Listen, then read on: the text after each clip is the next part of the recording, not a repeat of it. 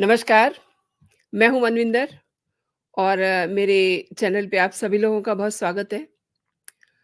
उत्तर प्रदेश के मुख्यमंत्री योगी आदित्यनाथ ने जो रूप शुक्रवार को विधानसभा के शीतकालीन सत्र के दौरान दिखाया है, वो बहुत चौंकाने वाला है।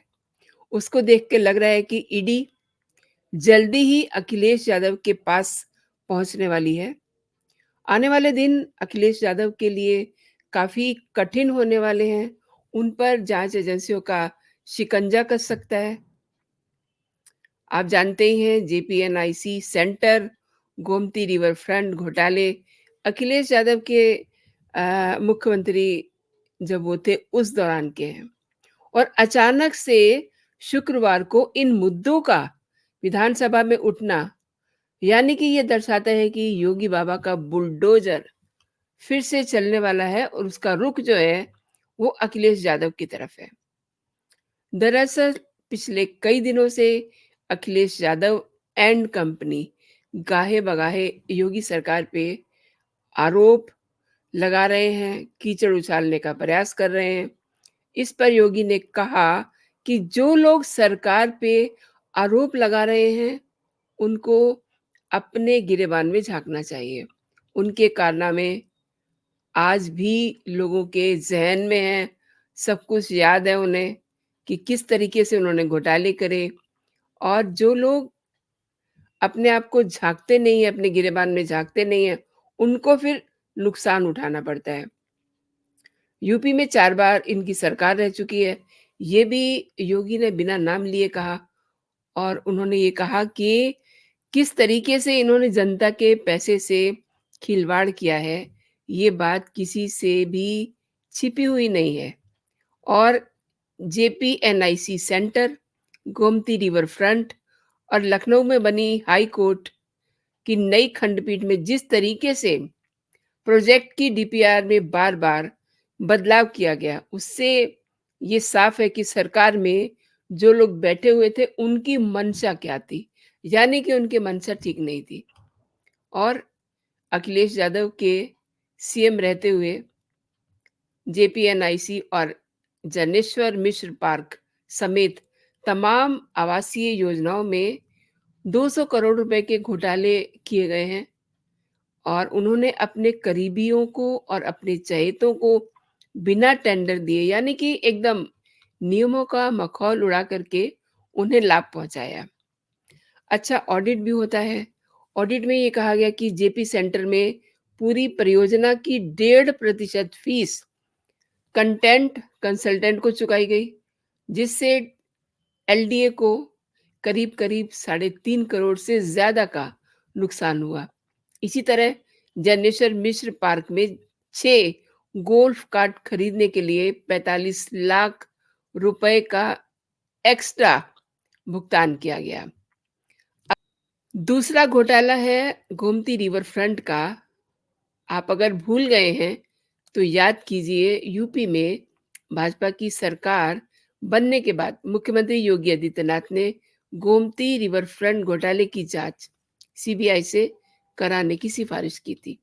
और उत्तर प्रदेश सरकार की ओर से केंद्र सरकार को रिवर फ्रंट घोटाले में न्यायिक जांच समिति की रिपोर्ट, गोमती थाने में दर्ज एफआईआर की कॉपी और कई अन्य दस्तावेज भेजे गए थे।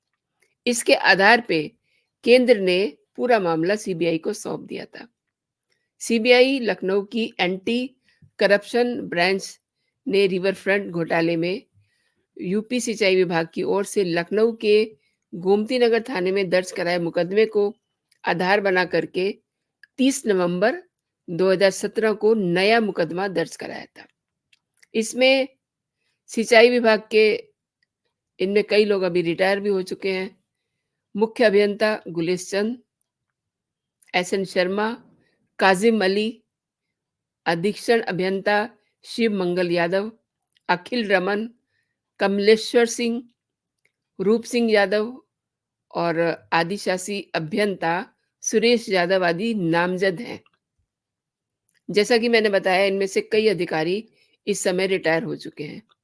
सीबीआई रिवर फ्रंट घोटाले में इस आरोप की जांच कर रही है और प्रोजेक्ट के तहत निर्धारित कार्य पूरा करे बगैर ही जो बजट स्वीकृत हुआ था, उसकी धनराशि लगभग-लगभग जो है 95% अमाउंट जो है वो खर्च हो गया, लेकिन काम पूरा नहीं हुआ। और सीबीआई की जो प्राइमरी रिपोर्ट थी उसमें ये पाया गया कि प्रोजेक्ट में बिना काम हुए मनमाने तरीके से खर्च दिखा करके सरकारी धन की बंदरबांट की गई।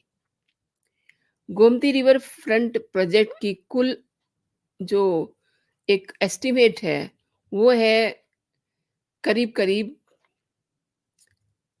1513 करोड़ रुपए का, जिसमें से 1437 करोड़ रुपए खर्च हो जाने के बाद भी 60% काम पूरा नहीं हो पाया था। यानी कि पैसा खर्च हो गया, लेकिन काम पूरा नहीं हो पाया। और एक आरोप और भी है कि जिस कंपनी को रिवर फ्रंट डेवलपमेंट का कॉन्ट्रैक्ट दिया गया था, वो पहले से ही डिफॉल्टर थी। सीबीआई के बाद अब ईडी ने भी मनी लॉन्ड्रिंग का मुकदमा दर्ज किया था और अब सीबीआई और ईडी की एंट्री इस मामले में हो चुकी है। तो समझ लेना चाहिए कि मामला कितना संगीन हो सकता है। तो अब ये मानकर चलिए कि अखिलेश यादव भी योगी के रडार पर आ चुके हैं। सीबीआई को जांच सौंपी जा चुकी है। ईडी ने भी मुकदमा दर्ज कर लिया है। इसमें कभी भी सीबीआई का शिकंजा अखिलेश यादव तक पहुंच सकता है।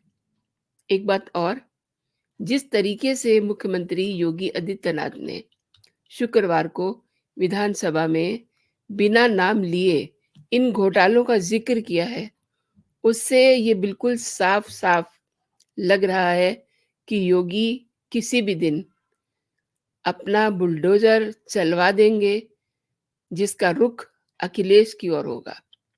तो दोस्तों, अब जिस तरीके से योगी आदित्यनाथ का काम करने का स्टाइल है, जो उनका वर्किंग स्टाइल है, उसको देखते हुए नहीं लगता कि इस काम में अब ज़्यादा वक़्त लगने वाला है। क्योंकि वो उनका एक शैली है, उनका एक तरीका है काम करने का। पहले वो संकेत देते हैं। अगर उस संकेत को कोई समझ लेता है देन इट्स ओके, अदरवाइज़ ये संकेत उन्होंने तीसरी बार दिया है।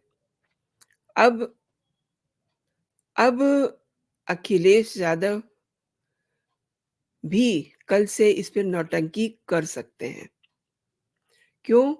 क्योंकि उन्हें पता है कि वो अगर चिल्लाएँगे, हल्ला करेंगे, तो शायद उन्हें उनका जो एक विक्टिम कार्ड खेलने की उन्हें आदत है ना, शायद वो चल जाएगा।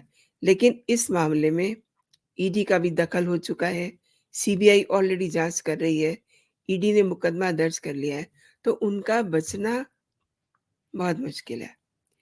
तो दोस्तों, अभी के लिए इतना ही। आप जो बात मैं हमेशा आपसे कहती हूँ कि अभी तक अगर आपने मेरा चैनल सब्सक्राइब नहीं किया है, तो मेरे चैनल को सब्सक्राइब कर लीजिए। आपको मेरे कंटेंट पसंद आ रहे हैं, तो ये जो वीडियो आप देख रहे हैं, इसे आप लाइक करना नहीं भूलिएगा, लाइक का बटन दबाइएगा और जो सब्सक्राइब करने के लिए तरीका होता है, बेल आइकन रहता है, उसको आप दबा दीजिए। उसके बाद आपको जो भी मेरे लेटेस्ट कंटेंट होंगे, आपको मिलते रहेंगे। तो आज के लिए इतना ही दोस्तों। आप अपना और अपनों का ख़्याल रखिए, खुश रहिए, स्वस्थ रहिए। जय हिंद, जय भारत।